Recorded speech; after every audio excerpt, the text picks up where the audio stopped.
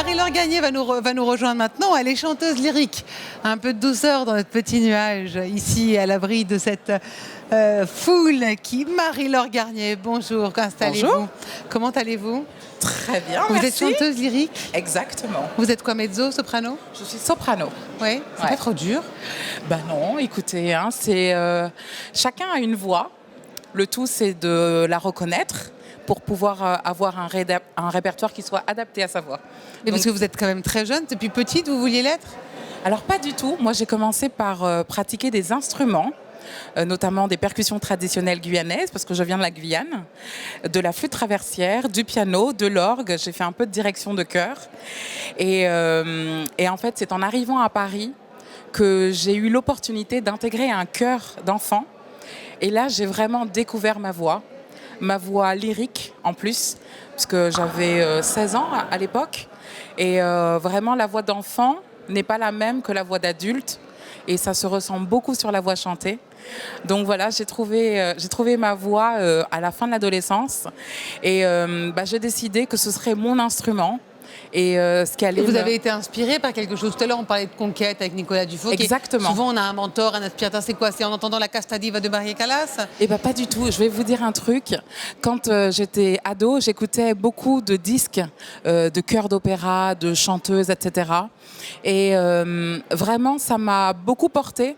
Parce que quand j'ai trouvé ma voix, justement, eh bien, je me suis dit, c'est exactement ça que je veux. Ce que je ressens à l'intérieur, c'est ce que je veux ressentir à chaque fois. Je veux me lever pour faire ça tous les jours. Mais c'est pas facile à entretenir une voix. J'ai croisé Jonas Kaufmann la semaine dernière qui m'expliquait qu'il était complètement malade et que c'était difficile pour lui. Oui, évidemment. C'est pas si simple tout le temps. On est comme des sportifs. On doit s'entraîner tous les jours, avoir une discipline, une certaine hygiène de vie qui va nous permettre d'être toujours au rendez-vous, de pouvoir connaître suffisamment bien notre instrument pour que les jours où on est fatigué ou les jours où on est malade, on sache quoi faire. Il y a des jours où c'est pas possible. Pas possible. Et il faut savoir que c'est pas possible. Voilà.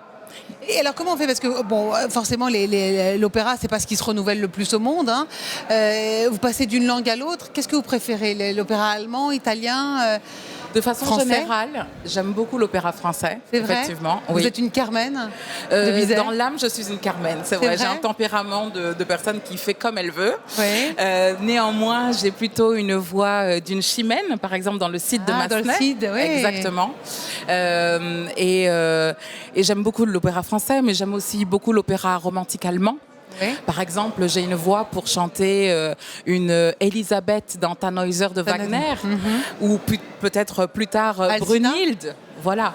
Mais Alcina, c'est dur. Oui. Mais oui. Oui. Mais franchement, l'opéra, c'est très, très riche. Et on n'est pas obligé de faire que les grands rôles. Oui. On a aussi tout un répertoire de concerts qui est extrêmement diversifié et qui nous permet vraiment de nous épanouir. Mais est-ce que la voix change en grandissant? La voix, c'est comme le bon vin. Effectivement, elle change en fonction du répertoire que l'on chante.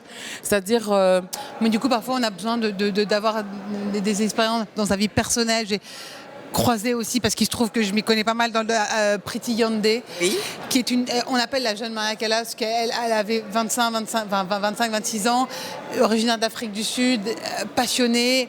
Ça a été l'année d'avant, enfin en 2019, la première Traviata noire à Paris, à l'Opéra Garnier. Tout à fait. Et elle expliquait qu'elle a fait un long moment de pause entre ses 23 et ses 25 ans, parce qu'on lui a conseillé d'avoir des expériences amoureuses pour avoir de la peine, pour mûrir sa voix. C'est vrai?